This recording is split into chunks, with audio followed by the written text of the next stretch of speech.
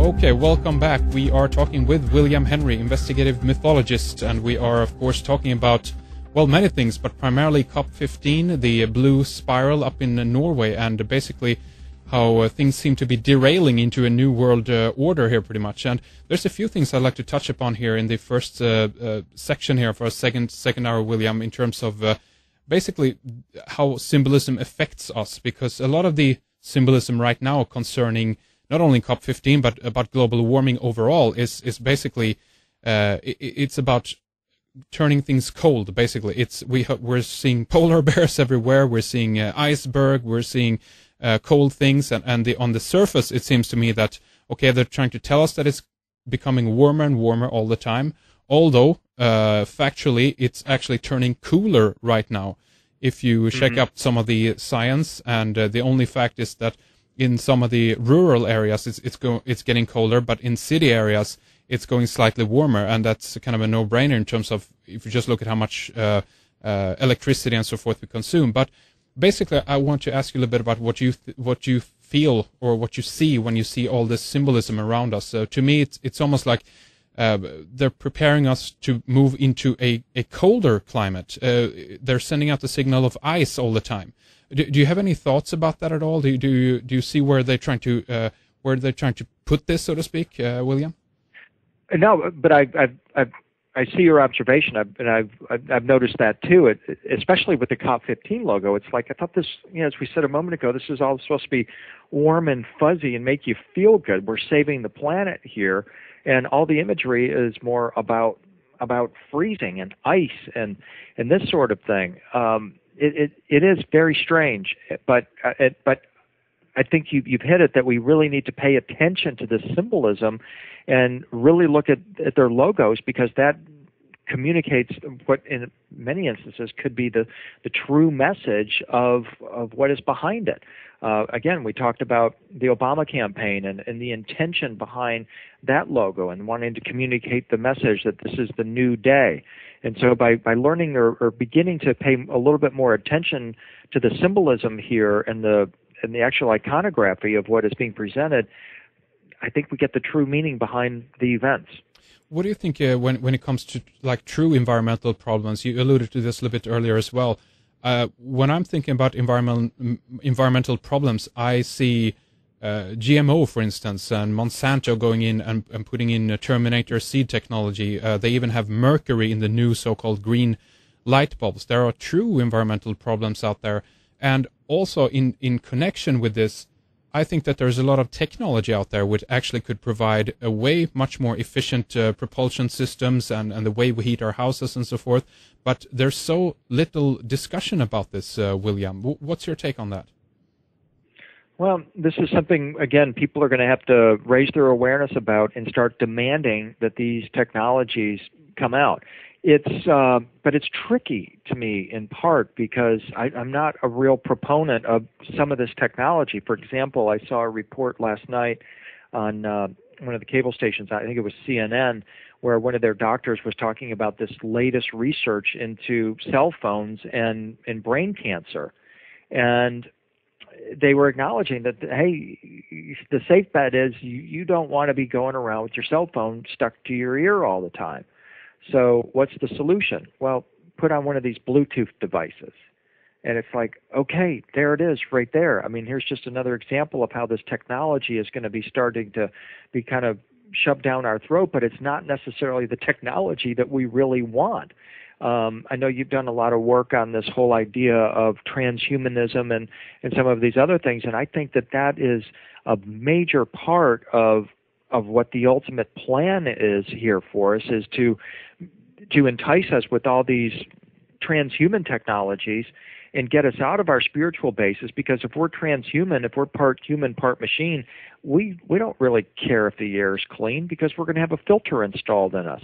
We don't care if our water is filthy. We're going to have filters installed in us to take care of it. And the solution that is always being presented is a technological one.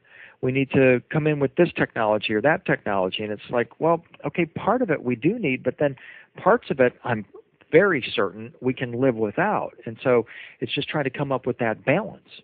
Absolutely. And there's another thing that you mentioned in your article, William. It has to do with the again tying back to the I guess the symbolic interpretation of the apotheosis and basically Jesus in the purple haze and basically coming out of this spiral. Maybe you can talk a little bit about that for us. Yeah, that is something I've been very fascinated by for a number of years. I talked about it in my Morph presentation, the light body, secret of light body activation, and that is that many times when you see Jesus portrayed in his resurrected form or ascended form, he's wearing a purple robe. Or in some of the ascension scenes, he's shown with the purple robe on, and sometimes in front of a purple gateway. Might have purple clothes on, purple robe, purple gateway, or bright white clothing indicating the light body in front of this purple or blue gateway. And I've been intrigued by this because you have researchers like Terence McKenna and others that say that what this purple robe represents is a sheath or a covering that might even be manufactured by the human body, that is used for interdimensional travel. And that made perfect sense to me when I went back to these transfiguration scenes where Jesus has got this purple robe on and he's standing in front of an open gateway.